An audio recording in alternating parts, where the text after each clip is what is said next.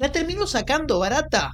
Y bueno, la verdad que puede ser, porque después de un pésimo primer tiempo, Boca se repuso, se recompuso, le pudo ganar a Barraca Central 3-1 como visitante y ahora se acerca a la Copa Libertadores de América. Boca acaba de ganar su partido postergado por lo que había sido obviamente el fallecimiento de su entrenador, de Miguel Ángel Russo, un partido que no se había jugado y se tuvo que jugar postergado hoy luego de las elecciones y obviamente Boca llegaba con la responsabilidad no solo de poder quedarse con 3 puntos en condición de visitante, que es una deuda pendiente en los últimos años y particularmente en esta campaña también, pero por sobre todas las cosas de llegar a la misma cantidad de partidos que sus rivales y poder meterse en zona de clasificación, que ahora está entre los mejores clasificados de la zona A, y obviamente en la Copa Libertadores, que deja atrás a Argentinos, deja atrás a Riestra, deja atrás a River y se posiciona como segundo, clasificándose de manera directa a la Copa Libertadores del año 2026.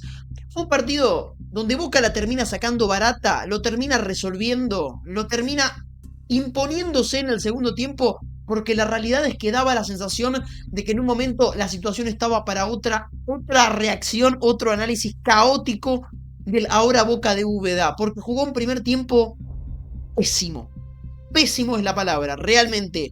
Fueron años muy malos para Boca los últimos, y me animo a decir, aún de estos años malos, fue el peor primer tiempo que le vi a un equipo que juega de azul y oro, porque la verdad es que en un primer tiempo que arrancaba, hasta me animo a decir polémico, pero por sobre todas las cosas, peleado, con empujones, con primero la amarilla al jugador de Barracas por el piñón a Mentiel que para mí se debió haber ido expulsado. Y ahora voy a hablar puntualmente de Barracas y de un equipo absolutamente agresivo. Ya nos vamos a meter ahí. Un primer tiempo que arrancaba con una situación puntual, que era la expulsión de Tapia. Nos podemos meter en el hilar fino a ver si hay contacto sobre Paredes o no. En la repetición parece que no hay contacto sobre Paredes, pero particularmente el reglamento habla de intenciones y no solamente de contacto, por lo cual una segunda amarilla no revisable por el VAR termina siendo la expulsión del capitán de Barraca Central. Ahora, se termina encontrando con ese gol del hijo del entrenador que tiene Barracas. Hablo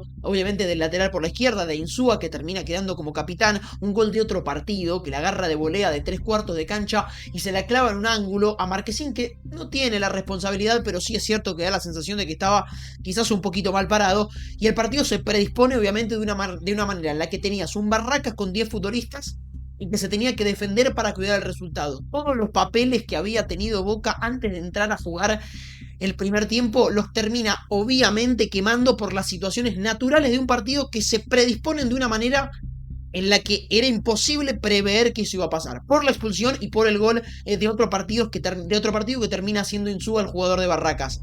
Ahora, daba la sensación de que Boca no tenía, pero de ninguna manera, la situación, la chance, la iniciativa de quemar los papeles, de cambiar lo que estaba haciendo durante el primer tiempo para terminar generándole alguna molestia a Barracas. Pues la verdad es que Barracas el primer tiempo lo jugó comodísimo, muy pero muy cómodo. Obviamente por la expulsión termina con la línea de 5 bien plantada, con 4 mediocampistas adelante y sin delantero. No necesitaba un delantero, por lo cual era una línea de 5, una línea de 4 delante, bien replegada, bien compacta para que no aparezca Palacios entre líneas. Ahora vamos a hablar de eso también. Y bastante cerca de su arquero, casi metida la línea de 5 cuando Boca tenía la pelota adentro del área. Y Boca, por el contrario, con 4 volantes, con Palacio de enganche, con el chileno Alarcón como tercer volante en esa línea de 3 con Paredes y con Delgado, era un equipo que la verdad es que tenía la pelota sin profundidad, sin intención, sin velocidad, sin dinámica, porque no había ningún movimiento, ninguna rotación para que un jugador de Barracas diga, apá, acá me sorprendieron y me agarraron mal parado. La realidad es que Boca tenía en los pies de Paredes, en los pies de Delgado, en los pies de Alarcón, que casi no la tocó, y en la posición de Palacios, 4 futbolistas que estaban cumpliendo exactamente la misma función. Y fíjense ustedes que Boca jugó todo el primer tiempo con un jugador más, y una sola vez le pudo proponer un 2 contra 1, cuando Alarcón se tiró por la derecha y termina desbordando Barinaga en un centro que agarra encima al arquero en un centro raso a la altura del área chica. En 45 minutos, Boca propuso un 2 contra 1 una sola vez, aún teniendo un jugador de más. ¿Qué nos quiere decir? Que la superioridad numérica que tenía Boca en cuanto a los jugadores que estaban jugando el partido no se traducía en la superioridad numérica que Boca podía generar cuando tenía la pelota. Y esto es lo grave del primer tiempo. 4 jugadores interpretando el mismo rol y, no, y generando, pero no solamente un equipo absolutamente lento y sin sorpresa, sino no le generaba ninguna complicación a Barracas. Pasaba por Paredes que intentaba poner una pelota larga. Me interesa hablar de un pase o de una intención que tiene Paredes, que es este pase seco y raso o a media altura que le termina buscando a veces a los delanteros, a Merentiel y a Jiménez, que si bien obviamente Merentiel termina siendo el tercero, Jiménez hace el primero y el segundo. Quiero hablar primero solamente del primer tiempo.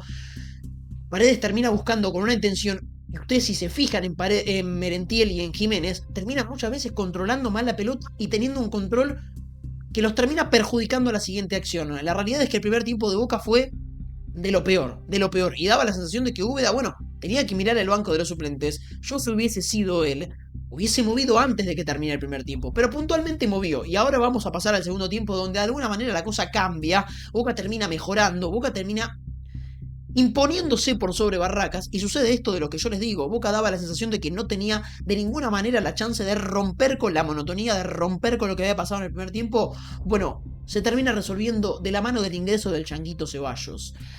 En Palacios Boca encontraba un futbolista casi hasta posicional, te diría. Obviamente la función de Palacios era la de entrar y de salir, de ser un futbolista que salga de la referencia de la marca de Barracas, que salga del carril del doble 5, del radar, mejor dicho, no tanto del carril, pero que sí sea un futbolista que genere sorpresa con sus movimientos. Ahora, termina entrando Ceballos por Alarcón, un Alarcón que, obviamente, a un Barracas predispuesto a defender casi sin presionar.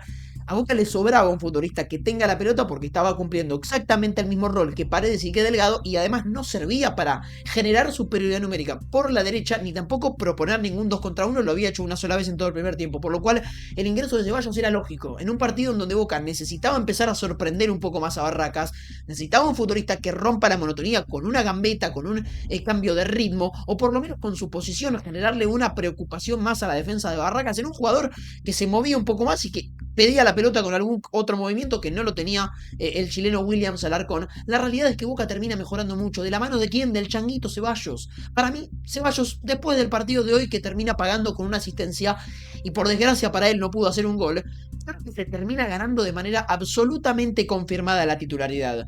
Termina siendo un jugador clave en el empate y clave en el tercero, en una contra fenomenal que termina resolviendo el mismo y habilitando a Merentiel abajo del arco.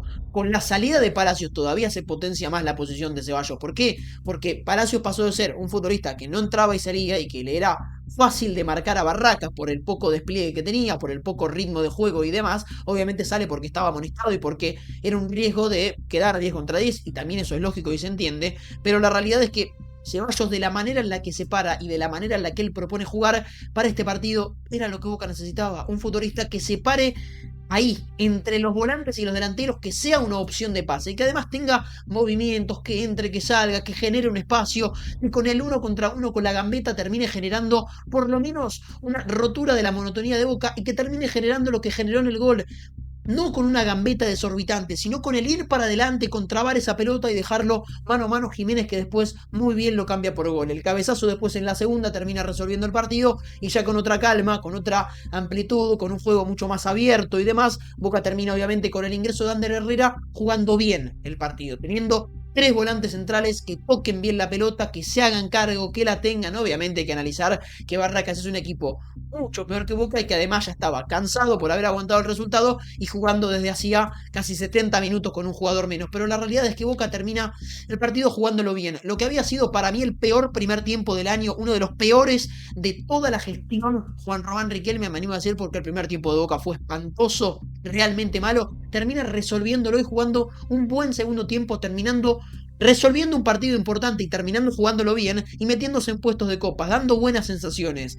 Va a tener que pensar en Estudiantes sin Paredes, pero con Di Lolo, que era el segundo que se imaginaba en la previa, se tenía que hacer amonestar para perder las 4 amarillas, perderse el partido contra Estudiantes y poder estar de manera confirmada con River. Se va a tener que cuidar porque Boca otro defensor central no tiene para reemplazar a Lautaro Di Lolo hoy por hoy en el plantel. Y antes de cerrar la lectura, el análisis del partido, quería hablar un poquito de Barracas.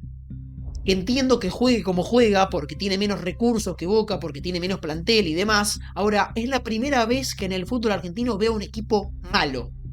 No hablo de fútbol, no hablo de un equipo que juega mal al fútbol. Hablo de un equipo que tiene malas intenciones. Es malo, va y te pega, va y te mapea. Es realmente impresionante, y para mí, le estoy pegando el micrófono, Para mí es un equipo que hoy tendría que haber terminado el partido con 3 expulsiones por la de Merentiel, por el jugador expulsado y por el pisotón que termina recibiendo Delgado en el segundo tiempo. Termina el partido con 10, que ya era obviamente un castigo grande, pero la verdad es que es un equipo absolutamente mala leche. Y es raro que yo diga este tipo de palabras o este tipo de eufemismos en mis reacciones, trato de ser un poco más cauto, pero me llamó la atención, porque uno quizás se termina llevando la peor versión del fútbol argentino, con Riestra, que es un equipo mucho más trabajado, que tiene una intención muchísimo mayor, que por lo menos tiene un argumento haciéndose fuerte como local y demás. Ahora lo de Barracas me llamó pero increíblemente la atención, y de hecho lo dijo Diego Latorre en la transmisión, comentando, y justamente lo que decía era eso, un equipo que daba la sensación de que hoy tenía otras licencias para pegar, hoy tenía otras actitudes, obviamente, porque el árbitro, que manejó horrible el partido, le permitía pasarse un poquito más de la línea de lo que, no de lo que Boca jugó hoy, sino de lo que habitualmente vemos en el fútbol argentino en general, en el resto de los partidos de la fecha. Boca le acaba de ganar en su visita a Barraca, cerquita del Ducó, cerquita de la cancha de Huracán, 3-1 a Barraca Central, y termina siendo un partido fundamental. ¿Para qué? Para pensar en River, que se le viene dentro de 2 fines de semana, y también para meterse, ya teniendo la cantidad de partidos que tienen todos, en puestos de clasificación directa a la fase de grupos de la Copa Libertadores del año 2026. Muchas gracias por ver y por acompañar. Boca jugó un primer tiempo espantoso, pero se termina llevando un triunfo importante en su visita al estadio Claudio El Chiqui Tapia, mamadera. Muchas gracias por ver y por acompañar, y nos vemos en próximos videos, en próximos análisis y en próximas reacciones. Chau, chau.